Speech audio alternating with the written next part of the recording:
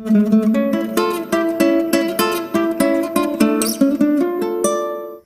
संतोष देवी Priyanka knowledge bank में आप सभी का स्वागत करती हूँ। मेरे प्यारे बच्चों, मेरे भाई बहनों, आप सबको ढेर सारा प्यार और मेरा प्यार भरा नमस्कार। मेरे प्यारे बच्चों, मेरे भाई बहनों, कैसे हो आप? आशा करती हूँ आप सब ठीक होंगे, आनंदमयी कुशल से होंगे। तो आज हम आप सबके लिए बना रहे हैं पंचमेवा पाक। तो क्या बना रहे हैं मेरे प्यारे बच्चों, मेरे भाई बहनों? पंचमेवा पाक। पंचमेवा पाक खाने में बहुत अच्छा लगता है, बहुत ही स्वादिष्ट लगता है और ये सभी शौक से खाते हैं। पंचमेवा पाक बनाना बहुत आसान है, आप इसे किसी भी व्रत में बनाकर खा सकते हैं। तो देर किस बात की मेरे प्यारे बच्चों, मेरे भाई बहनों, चलिए बनाते हैं हम।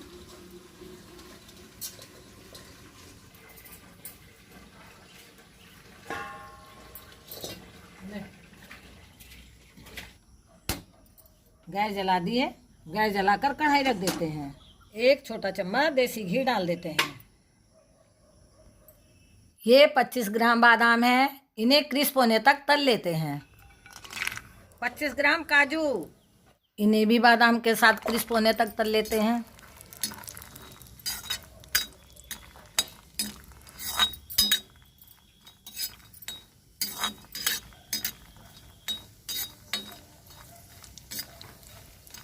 इन्हें हमें धीमी आंच पर लगातार चलाते हुए तलना है।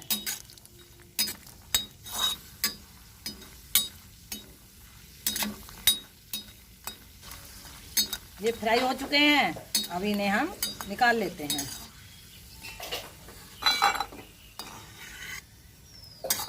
ये 25 ग्राम मखाने हैं, इन्हें भी भून लेते हैं।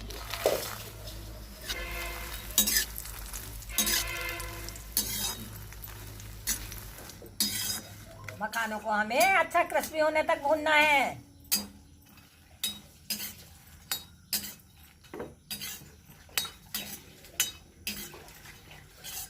मखाने अच्छे से भुन गए हैं, ये अच्छे से क्रिस्पी हो गए हैं। अब इन्हें निकाल लेते हैं।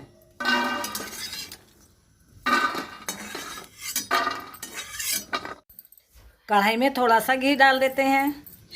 ये 80 ग्राम खरबूजे के बीज हैं, अब इन्हें हम थोड़ा सा घी घेर कर भून लेते हैं। आप चाहे तो बिना घी के भी भून सकते हैं।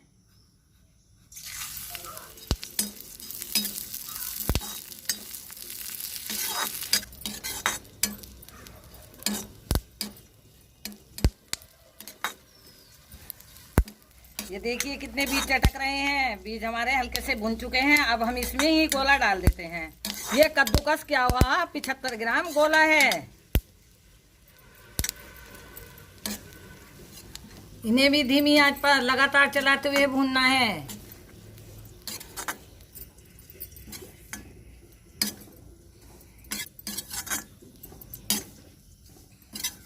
कद्दूकस किए हुए नारियल को भूनकर पाक में डालते हैं ना, तो बहुत अच्छा टेस्ट आता है। खरबूजे के बीज और नारियल अच्छे से भुन चुका है, अब इन्हें भी बाहर निकाल लेते हैं।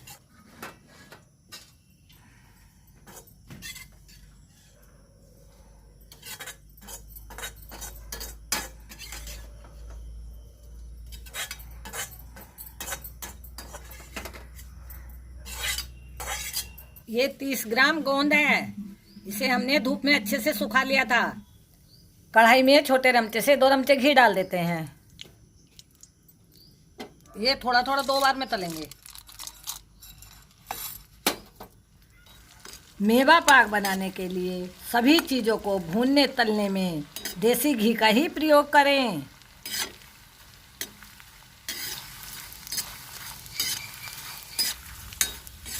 गोंद को हमें सुनहरा होने तक तलना है।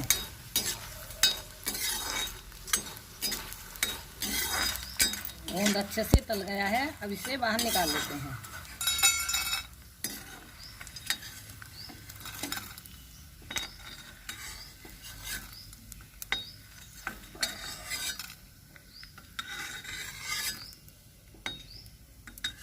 और अब इस गोंद को भी भून लेते हैं।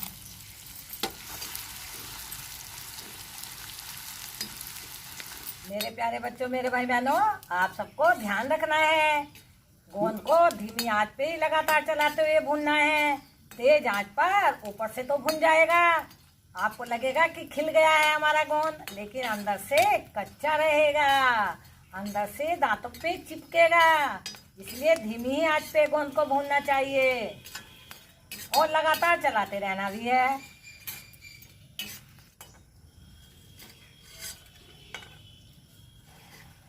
मखानों को हल्का सा दरदरा कर लेते हैं। अब आलू मैशर की सहायता से इन्हें दरदरा कर लेते हैं।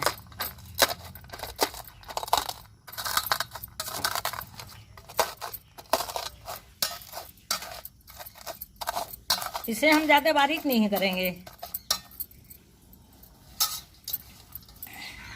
अब गोंद को भी कर लेते हैं इसी तरह से।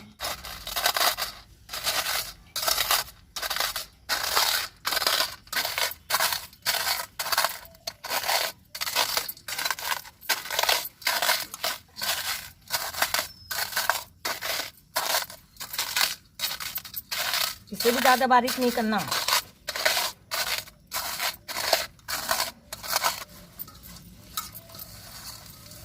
काजू बादाम को भी कर लेते हैं।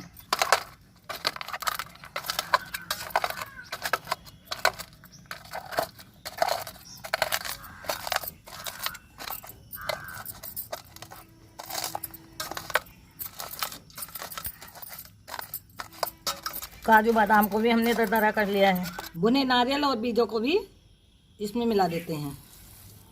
ये 10 हरी इलायची है, इन्हें भी कूट लेते हैं।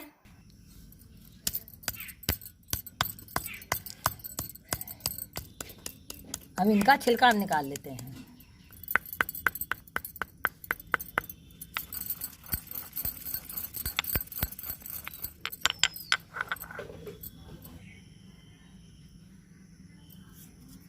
ये भी इसी में डाल देते हैं। ये थोड़ी दखनी श्याम मिर्च है, इन्हें भी कूट कर डाल लेते हैं।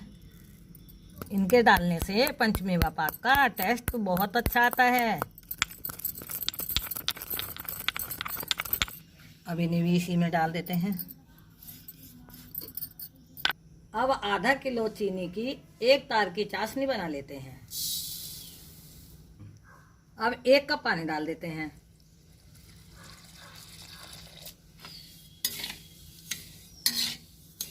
इतनी हमारी चीनी की चाशनी पकती है। एक ट्रे को ग्रीस करके बटर पेपर बिछा देते हैं।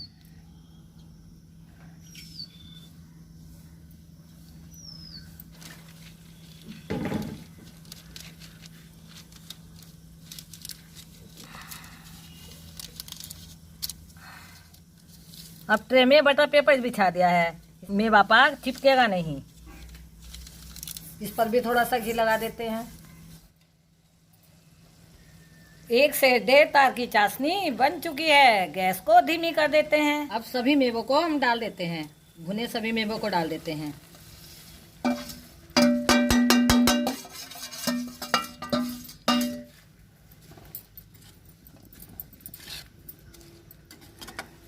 सभी मेवे चीनी की चाशनी में अच्छी तरह से मिक्स हो गए हैं। अब गैस को बंद कर देते हैं। ये जमने वाली स्थिति में आ गया है। अब इसे ट्रे में पलट देते हैं।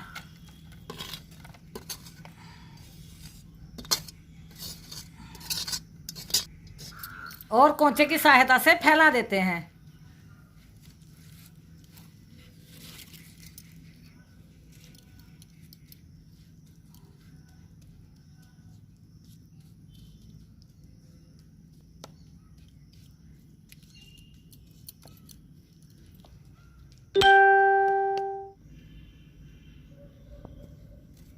अब थोड़ा पिस्ता डाल देते हैं।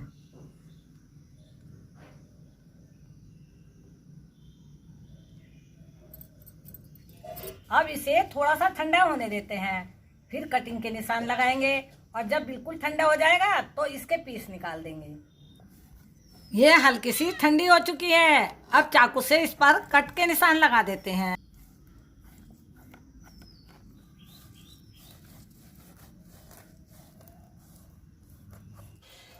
ये ठंडी हो चुकी है। अब हम इसके पीस निकाल लेते हैं। कट तो हमने पहले ही कर दिए थे। इसे पंचमेवा पाक के साथ साथ पंजीरी भी बोला जाता है।